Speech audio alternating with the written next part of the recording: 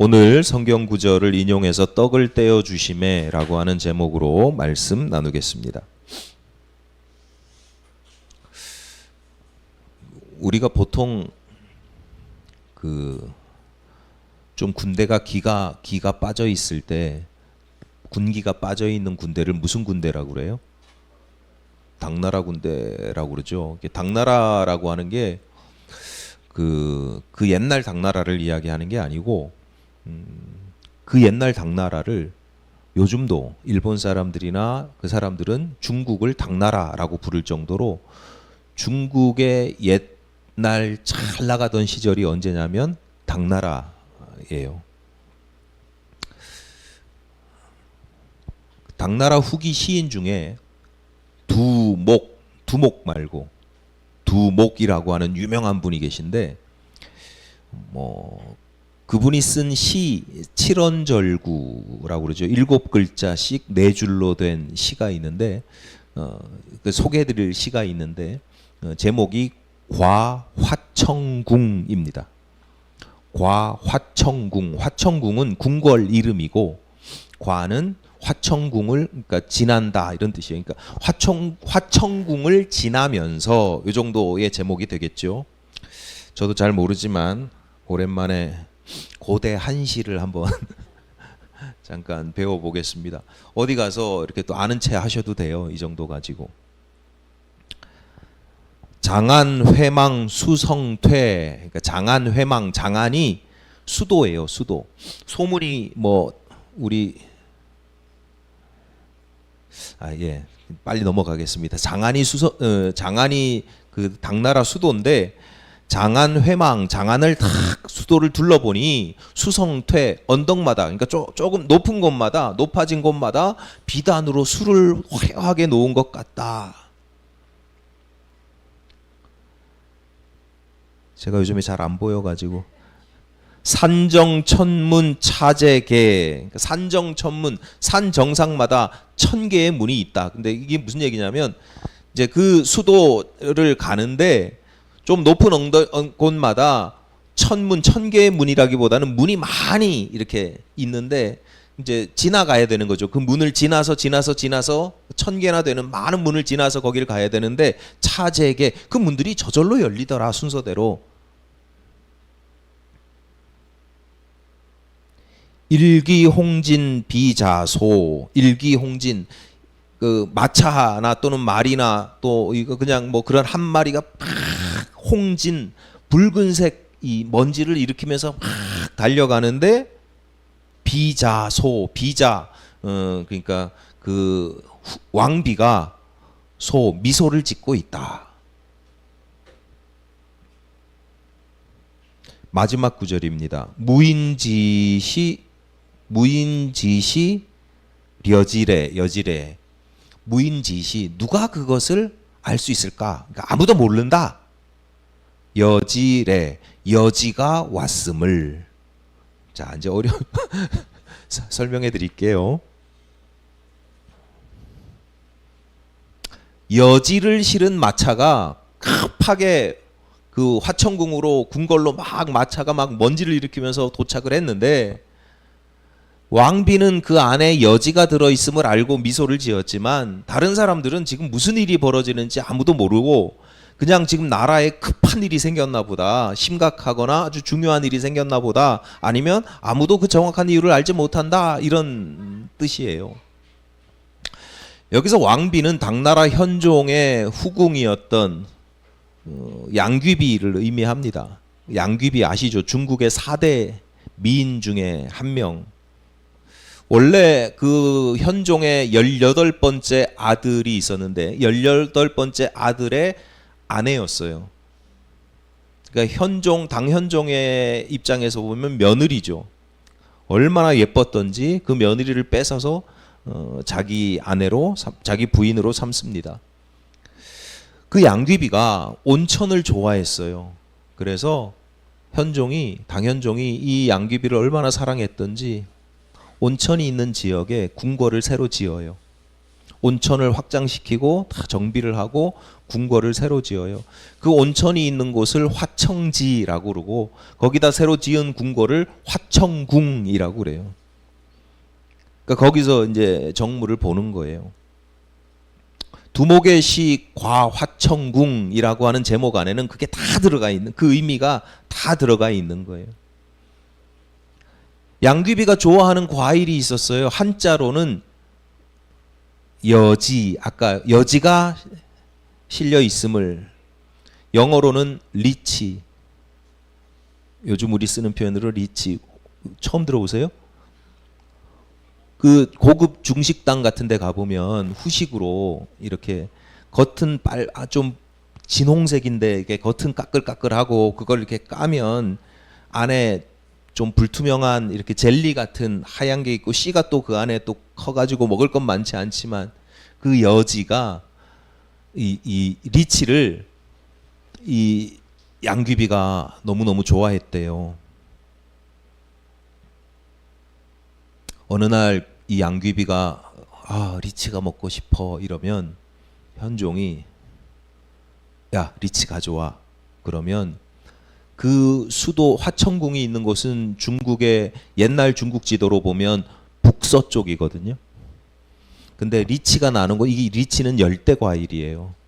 저기 남쪽 광둥 거기서 나는 거예요. 그러니까 지금으로도 직선거리가 1500km 이상 되는 곳에서 싣고 와야 되는 거예요. 역참마다 대기하던 마차가 릴레이로 쉬지 않고 계속 그 리치를 도착하면, 그리고 검문하면 어떻게 되겠어요? 그러니까 나흘이 걸렸대. 나흘 동안 쉬지 않고 그 리치를 저기 광둥성에서 시안까지 이동시키느라고 먼지를 일으키면서 문마다 다 열리고 이러면서 탁 도착했을 때 시들지 않았었다. 상하거나 시들지 않은 리치. 그걸 지금 두목이 그 시를 그 상황을 이야기하는 거예요. 사람들은 아무도 모를 거야. 저 마차 안에 리치가 들어 있는 걸. 그런데 그 왕비만 알고 미소를 짓고 있네. 뭐 이런 겁니다. 이 시를 들은 소감이 어떠세요? 나도 양귀비처럼 한번 살아보고 싶으세요? 당현종이 어떤 면에서는 대단한 로맨티스트다 이렇게 평가를 받기도 하거든요.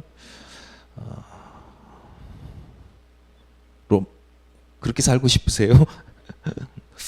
적어도 이 두목이라고 하는 분이 쓴 시는, 시의 주제는 정반대이죠. 그깟 과일 하나 먹겠다고 국가 비상사태나 사용해야 할 법한 그런 자원들을 남용하고 있는 모습을 풍자하고 비판하고 있는 것입니다. 왕이 정치를 하는 이유 또는 정치를 잘 해야 하는 근본적인 목적이 뭐냐? 결국은 백성들을 잘 먹고 잘 살게 하기 위해서인데, 백성들이 평화롭게 살기 위해서인데, 그래서 그것을 위해서 모든 자원을 다 동원을 하고 해야 되는데 34살이나 차이가 나는 젊은 여자한테 빠져가지고 그냥 이쁘다는 이유 하나. 가만히 보면 양귀비가 워낙 옛날 사람이라서 양귀비에 대한 해석이나 이게 전승들이 좀 다르긴 한데, 어쨌거나 보통 일반적으로 볼 땐 양귀비는 아무 생각이 없었다 이렇게 보거든요. 그냥 예쁘고 세상을 그냥 즐겁게 사는 것밖에 안 된다. 그 여자에게 빠져서 궁궐을 짓느라 산의 진미를 갖다 바치느라 백성들의 등골이 녹아내리게 했습니다. 그래서 끝이 좋지 못해요. 양귀비를 부러워하실 일이 아닌 게 안녹산이라는 사람이 난을 일으켜요. 하여튼 복잡해요. 안녹산은 또 양귀비가 자기보다 훨씬 어린데 그 앞에 자기가 양자가 되겠다고 막 뇌물도 바치고 막 하여튼 그 권력 앞에 안녹산이 난을 일으켜요. 그래서 뭐 도망가는 길에 현종이 이제 신하들의 요구를 못 이기는 척하면서 양귀비를 내어주지요. 그래서 양귀비가 자결을 하게 됩니다. 불타는 사랑, 다 헛소리예요. 진정한 사랑, 저 리치를 저기 나흘이나 걸려서 저렇게 실어 나를 정도로 이 여자를 위해서 궁궐을 지어줄 정도로 그건요 자기 목숨이 붙어 있을 때예요. 자기 목숨이 딱 걸리잖아요. 자기 목숨이 걸리니까 그 사랑하는 여자도 물론 눈물을 흘리면서 내어주는 거예요. 오늘 우리가 살펴볼 기적 사건 잘 아시죠? 흔히 오병이어라고 불리는 유명한 기적입니다. 떡병자를 써서 5개의 떡, 오병 이렇게 이야기하지만 빵이라고 생각하시면 되고요. 빵이 여러분 요즘 생각하시는 빵처럼 맛있게 이렇게 부풀어 오른 그런 빵이라기보다는 뭐 비스켓 정도라고 생각하시면 돼요. 비스켓처럼 이렇게 딱딱하고 이렇게 뭐 아주 딱딱한 빵, 작은 딱딱한 빵. 그리고 이어 물고기 2마리입니다. 크기에 따라 다르지만 오병이어라고 하면 보통 한 사람이 한 끼 먹을 정도의 이제 식사량 정도로 추산이 됩니다. 예수께서 오병이어를 가지고 축사를 하셨더니 그리고 나누게 하셨더니 그랬더니 빈들에서 아무것도 없는데 어린아이와 어린이를 빼고 그러니까 장정만 5,000명이 넘게 배가 부르게 먹었다. 그리고 남은 조각을 다 모았더니 12바구니가 가득 찼다. 뭐 이런 내용입니다. 지금 계속 자주 말씀드리지만 이 본문의 오병이어의 기적은 오늘 본문 그러니까 마태복음에만 기록된 건 아니죠. 당연하죠. 워낙 그 사건이 충격적이었으니까. 여러분 이게 뭐 우리가 많이 들어서 익숙하지만 아무것도 없는데 오병이어를 가지고 5,000명이 먹고 남았다. 이건 굉장히 충격적이죠. 그래서 복음서 기자들마다 이 사건을 기록을 합니다. 그런데 기록하는데 다 내용이 조금씩은 달라요. 비슷비슷해요. 예수께서 축사하시고 빈들에서 축사하시고 나눠줬더니 5,000명 이상 먹고 남았고 12바구니가 남았다. 이건 다 똑같은데 좀 디테일한 측면에서는 조금씩 달라요. 예를 들어서 오늘 우리가 읽은 마태복음에는 어린 소년이 그것을 가지고 왔다. 뭐 이런 내용이 없어요. 그러니까 어린 소년이 그 오병이어를 가지고 왔다는 게 거짓이야 이런 게 아니라 마태복음 기자는 어린 소년이 오병이어를 가지고 온 것에 대한 관심이 없어요. 그러니까 마태복음 기자한테는 이 사건이 주는 또 다른 의미들이 있는데 뭐 그 의미를 이야기하고 있는 거예요. 마태복음이 바라보고 이해하는 오병이어 기적 사건의 우선적인 의미가 뭐냐면 만나 사건의 재현이에요. 출애굽한 히브리 백성들이 광야를 지날 때 아무것도 없는 광야를 지날 때 이제 먹을 양식이 없잖아요. 그랬더니 이 사람들이 이제 모세와 아론을 원망해요. 원망하면서 무슨 얘기를 하냐면 아니 우리가 애굽에 있을 때는 고깃국을 끓이는 손 옆에 있었다. 밥도 떡도 배불리 먹었다. 근데 괜히 우리를 이끌고 나와가지고 이 광야에서 이 빈들에서 아무것도 없는 우리가 지금 이렇게 굶고 줄여서야 되겠냐. 원망합니다. 불평, 원망 이게 중요합니다. 그래서 하나님께서 그들에게 만나를 내려주셔요. 아침마다 그냥 거두기만 하면 돼요. 그럼 처음 먹었더니 뭐 꿀 바른 과자처럼 맛있었대요. 이 만나 사건이 주는 여러 가지 교훈들이 있지만 그 중에 핵심적인 교훈은 맛있는 걸 먹었어. 아무것도 없는데 뭐 일용할 양식을 얻었어. 이제 더 이상 굶어 죽지 않게 되었어. 이렇게 정리하지 않아요. 그것 다 기본이지만 신명기 8장 3절에서 이렇게 이야기를 하십니다. 너를 낮추시며 그러니까 광야의 빈들에서 막 살게 하시는 거 너를 낮추시며 너를 줄이게 하시며 또 너도 알지 못하며 네 조상들도 알지 못하던 만나를 네게 먹이신 것은 사람이 떡으로만 사는 것이 아니요 여호와의 입에서 나오는 모든 말씀으로 사는 줄을 네가 알게 하려 하심이니라. 이게 만나 사건이 주는 핵심적인 교훈이자 의미예요. 하나님께서 당신의 백성들을 책임지신다라고 하는 거예요. 양식, 떡이 가지고 있는 기본적인 기능이 뭐예요? 여러분 왜 밥을 먹어요? 살아야 되니까. 생명을 유지하는 거예요. 하나님께서 우리의 생명을 유지해 주는 것은 하나님이시다. 하나님께서 우리의 생명을 지키시고 유지해 주신다. 그러니까 이 땅에 너희들이 어떨 때는 잠시 떡이 없거나 삶이 낮아지거나 불편하거나 이런다고 해서 그렇게 불평하거나 원망하지 말아라. 성도들은 그저 하나님의 말씀에 순종하며 살아야 된다. 이게 만나 사건의 핵심적인 교훈이라는 거예요. 그 옛날에 신명기 기록에 그렇게 되어 있어요. 예수께서 광야에서 40일간 금식하시고 마귀에게 시험 받으실 때에 인용한 말씀이기도 하잖아요. 마귀가 뭐라고 시험을 해요? 이 돌들이 떡이 되게 하라. 40일간 굶은 사람한테 여러분 한 하루만 굶어도 지나가다 보면 모든 음식 냄새가 다 나잖아요. 여기서 이런 냄새가 났네. 평소에 먹지 않던 모든 게 다 맛있게 느껴지잖아요. 가끔 우리 한상현 집사님이 제가 거기 부부제과에 놀러 가면 새로 나온 건데 한번 시식 좀 해보세요. 맛 좀 평가해 주세요. 맛 좀 얘기해 주세요. 난 맛을 몰라. 제가 항상 하는 얘기가 아니 배고프면 맛있고 사람의 입맛이라는 게 얼마나 간사한지 몰라요. 얼마나 변덕스러운지. 40일간 금식하신 주님 앞에 이 돌들로 떡이 되라 라고 했을 때 주님께서 그렇게 말씀하시잖아요. 하나님의 사람은, 하나님의 자녀는 육신의 떡으로 그 생명을 유지하는 것이 아니라 하나님의 말씀으로 양식을 삼는다. 하나님의 말씀이 내 생명을 유지한다. 예수께서 너희가 무엇을 먹을까, 무엇을 마실까 염려하지 말고 먼저 뭘 하라 그래요?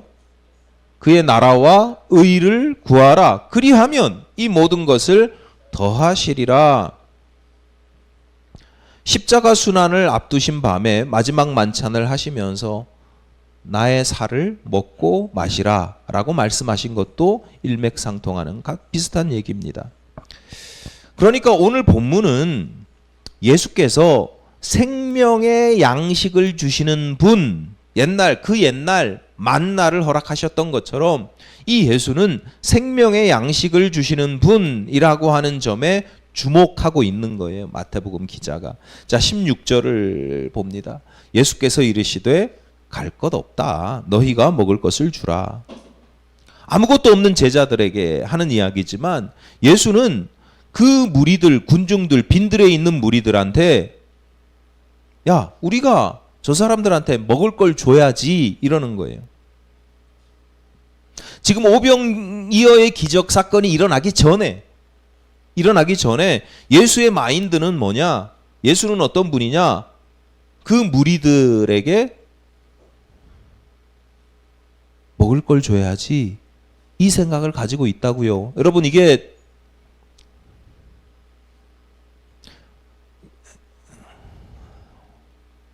제가 죄송하지만 원고에 없는 얘기를 잠깐 하면 나를 따르는 사람이 5,000명이 있어요. 밥때가 됐어. 그럼 여러분 밥을 어떻게 먹어요? 내가 배가 고파. 야 5,000명한테 100원씩만 걷어봐. 여러분 그게 세상의 이치잖아요. 누가 누구를 밥을 먹여요? 내가 저 사람들한테 돈을 걷지 않아도 빵을 걷지 않아도 저 사람들이 나를 따랐으면 나를 위해서 뭔가를 밥때 됐으면 밥이라도 한 끼 과일이라도 하나 줘야 되는 거잖아요. 그게 당연하지 않나요? 요즘 다 그렇게 당연하게 살잖아요. 근데 예수님은 그걸 당연하게 생각하지 않으셨다니까요. 예수님은 정반대로 여러분이 너무 예수님께 많이 받아가지고 예수님은 베푸시는 분이고 그래서 익숙하셔서 그러신데 굉장히 충격적인 사건인 거예요. 능력을 떠나서 예수님은 어떤 마인드를 가지고 있느냐? 저 사람이 5,000명이든 3,000명이든 3명이든 저 사람들 굶기면 안 되지.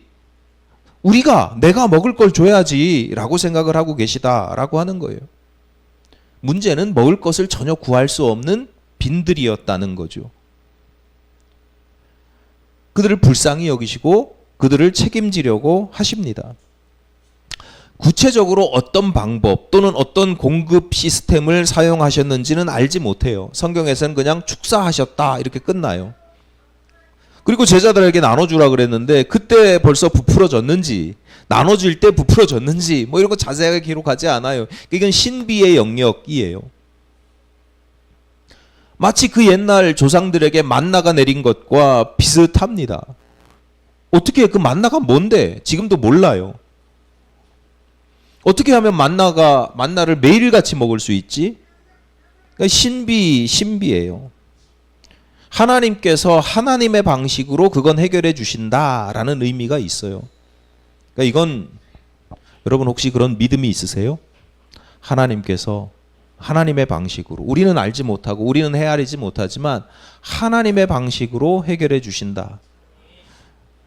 그 믿음이라는 걸 제가 뭐 이렇게 이런 구조로 되어 있고 설명해 드릴 수도 없고 제 개인적으로는 그런 믿음을 여러분한테 강요하고 싶지도 않습니다. 이런 믿음이 있어야죠. 하나님께서 저기 함께 하시고 하나님께서 해결해 주신다는 믿음이 있어야죠. 제가 강요한다고 믿어지면 뭐 하겠지만 그렇지 않아요.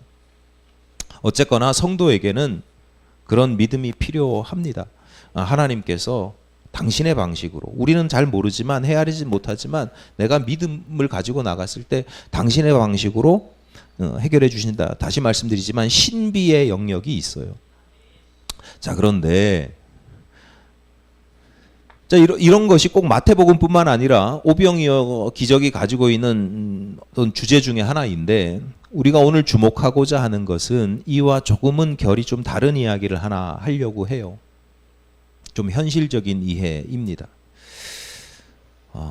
이 땅을 그러니까 현실을 살아가는 매일같이 내가 일하고 밥 먹고 죄송하지만 똥 싸고 이게 우리 현실이잖아요. 현실을 살아가는 유대인들에게 자신에게 양식을 공급해주고 생명을 유지하게 해주는 현실적인 존재가 있어요. 때를 따라 푸른 초장, 맑은 물가로 인도하시는 목자와 같은 역할을 하는 사람 또는 그런 목자와 같은 역할을 해야 하는 사람이 있어요. 그 사람이 누구게요? 유대인들에게는 목자라고 하면 푸른 초장과 맑은 물가로 나를 인도해주는 목자라고 하면 탁 떠오르는 이미지가 그래 이 사람이 목자와 같아야지 목자여야지 라고 하는 사람이 있어요. 누구냐면 왕이에요. 왕. 통치자. 그러니까 꼭 왕이라고 하는 게 한 나라의 왕뿐만 아니라 어디에서든지 힘센 사람이 있잖아요. 그 힘센 사람이 하는 일이 뭐냐? 그 백성들 따르는 사람들을 끌고 다니면서 먹여주고 재워주고 보살피는 거예요. 가정에서는 아버지죠. 그러니까 우리가 주님은 나의 목자, 나의 선한 목자라고 할 때 우리는 푸른 들판에 한가롭게 목가적인 막 그런 풍경 속에 여유 있게 막 그런 거 생각하시잖아요. 근데 유대인들에게는 그렇지 않아요.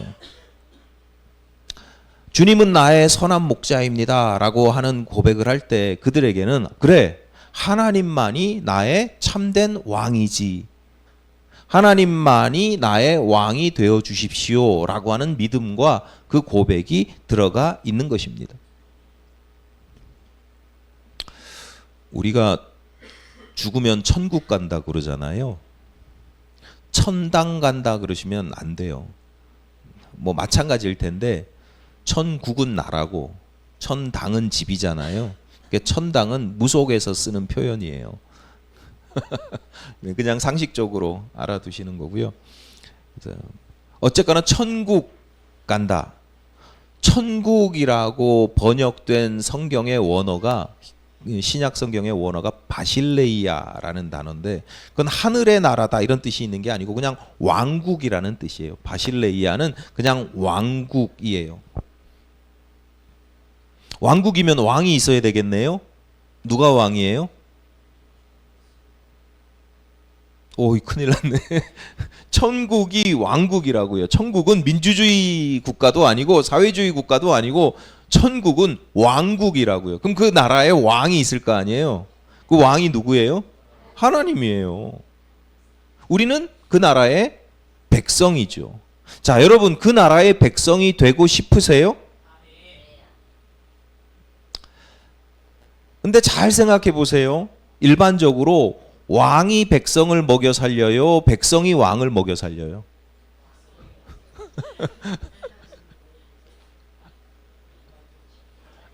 그러니까 이 개념이 중요하다고요.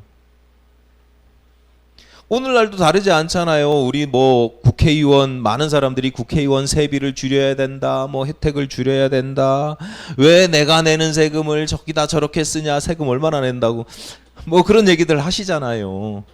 그러니까 이 개념 속에 우리가 벌써 민주주의 이 시대 시스템에 많이 이제 동화되어 있는 거죠. 일리가 있습니다.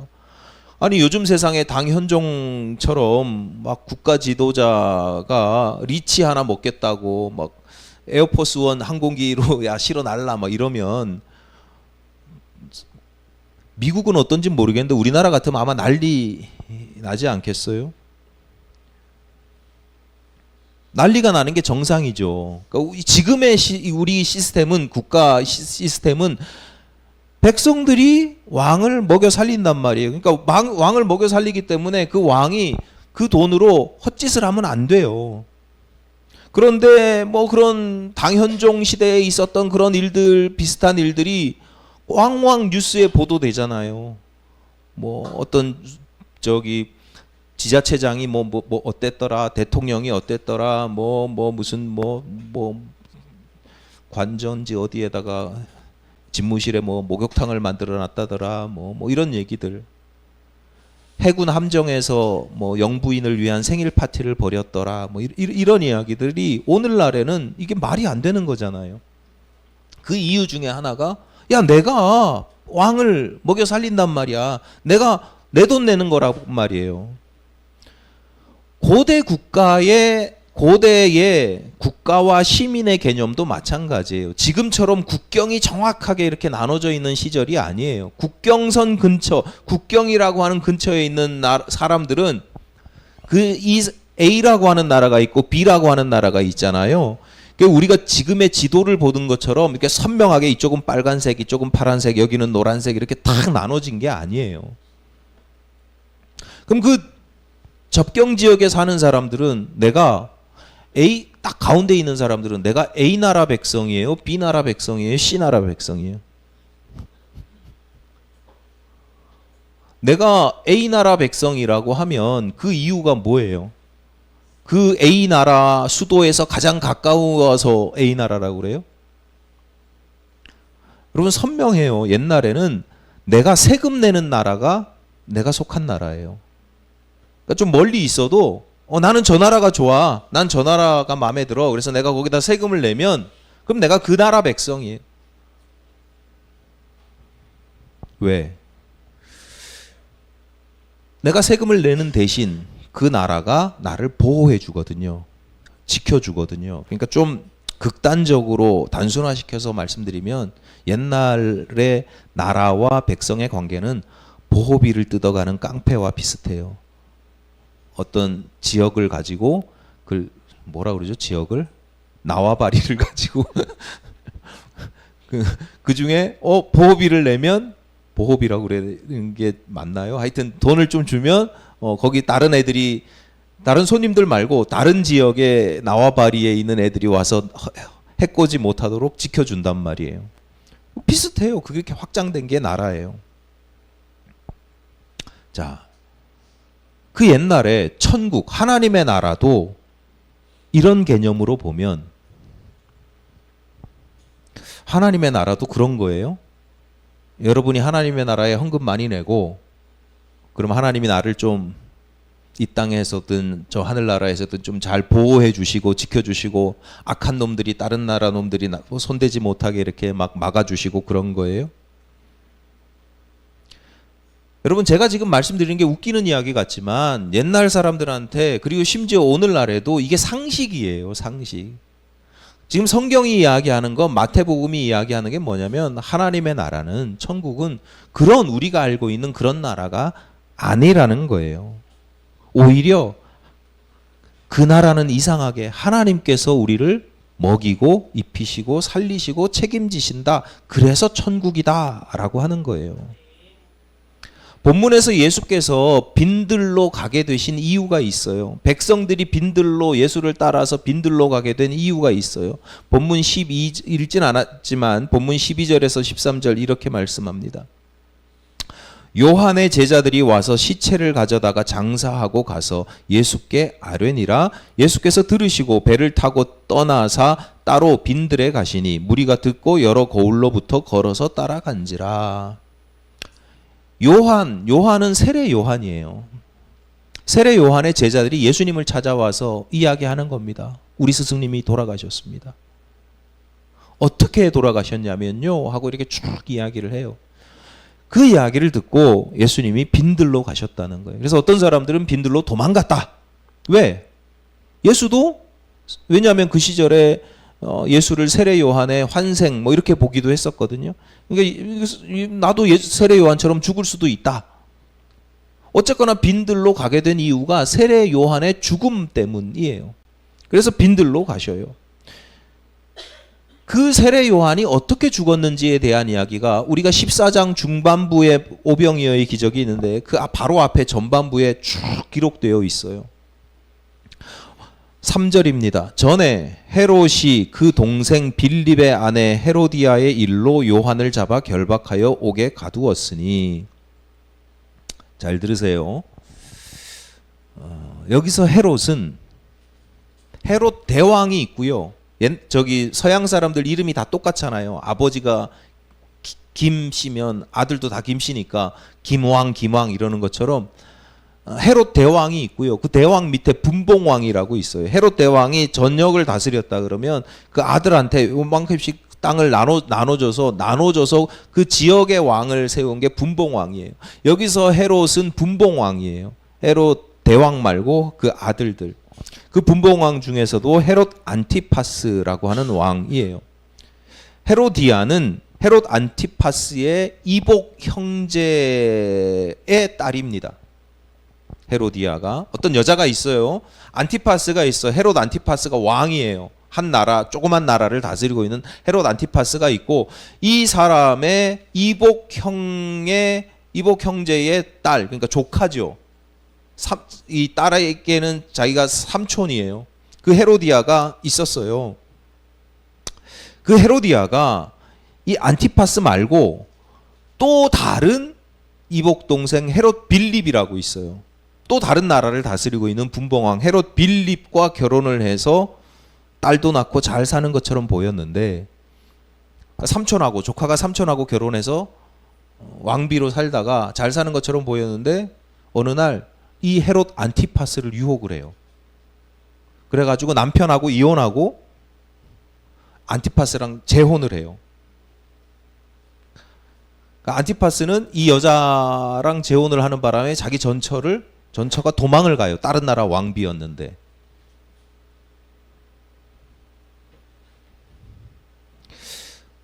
당나라 현종과 양귀비의 관계도 참 난감하고 충격적이지만 헤롯 일가도 이게 장난이 아니죠. 그러니까 그 일에 대해서 세례 요한이 비판을 했다는 거예요. 이 왕이 그러면 안 되지. 일반 서민들도 백성들도 그러면 안 되는데 왕이 말이야 저 사람 유혹한다고 말이야 그렇게 하면 되냐고. 그래서 헤롯 안티파스가 괘씸해서 옥에 가두기는 하는데 워낙 세례 요한이 유명한 사람이고 백성들의 지지를 받고 있다 보니까 그리고 자기도 하나님 믿는 사람으로서 양심에 좀 걸리니까 그냥 옥에 가두고 있었다는 거예요. 미결수 신분으로 그냥 두고 있었다는 거예요. 근데 헤로디아는 달라요. 무서워요. 헤로디아는. 아니 자기 삼촌이랑 결혼하고 그것도 마음에 안 든다고 또 옆 나라 다스리고 있는 또 다른 삼촌을 꼬셔가지고 왕이 될 정도니까 왕비가 될 정도니까 헤로디아가 속이 부글부글 끓었나 봐요. 자신의 무서움을 만천하에 보여주지 않으면 계속 자기에 대한 험담 이런 이야기들이 나올 거 아니에요. 헤롯이 생일이 되어서 파티를 벌였는데 그 헤로디아의 딸이 축하하는 춤을 춰요. 헤롯 안티파스가 야, 너 춤 너무 잘 춘다. 너 소원을 말하면 내가 다 들어줄게. 그랬더니 이 헤로디아의 딸이 헤롯에게 뭘 구하느냐? 세례 요한의 목을 주십시오. 소반에 접시에 목을 담아 주십시오. 많은 사람들 앞에 왕의 이 위엄이 있지 했던 말을 번복할 수가 없어서 요한을 죽여서 소반에 담았더니 그 소반에 담은 세례 요한의 머리를 이 딸이 자기 엄마한테 가지고 갔습니다. 라고 하는 게 세례 요한의 제자들이 예수님께 들려주신 세례 요한이 이렇게 죽었습니다.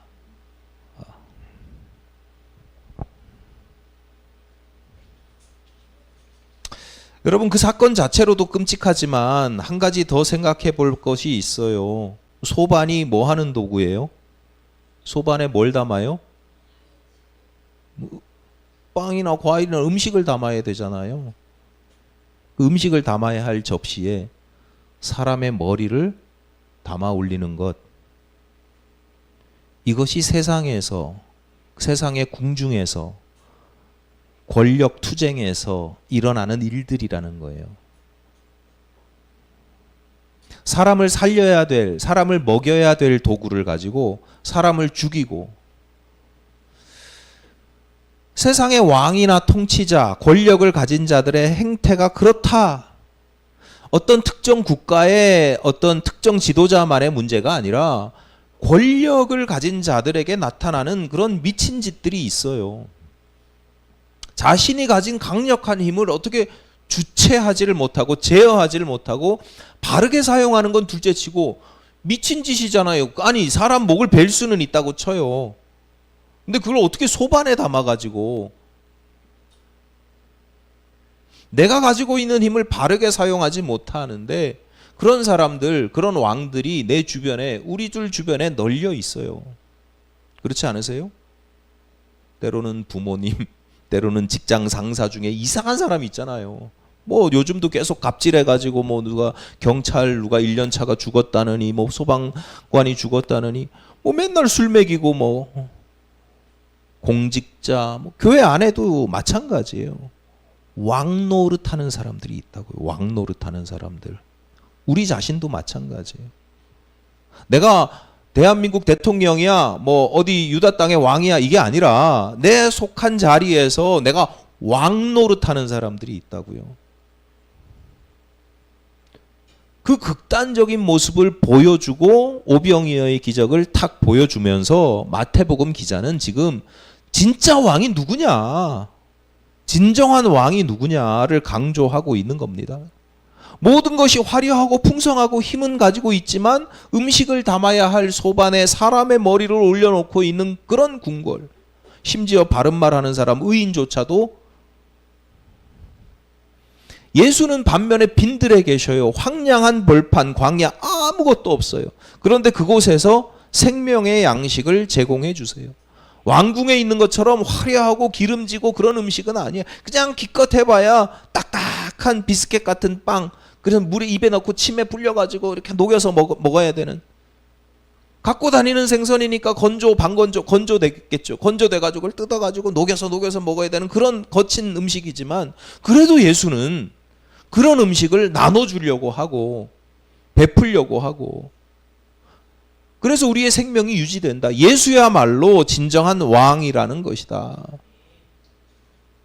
생명을 바쳐 충성해야 되고 귀한 생명을 함부로 거두어가는 그 권력 앞에서 두려워할 것이 아니라 나를 불쌍히 여기시고 당신의 생명을 바쳐서 나의 양식으로 삼아주시는 주님을 진정한 왕으로 모셔야 한다라고 하는 것입니다.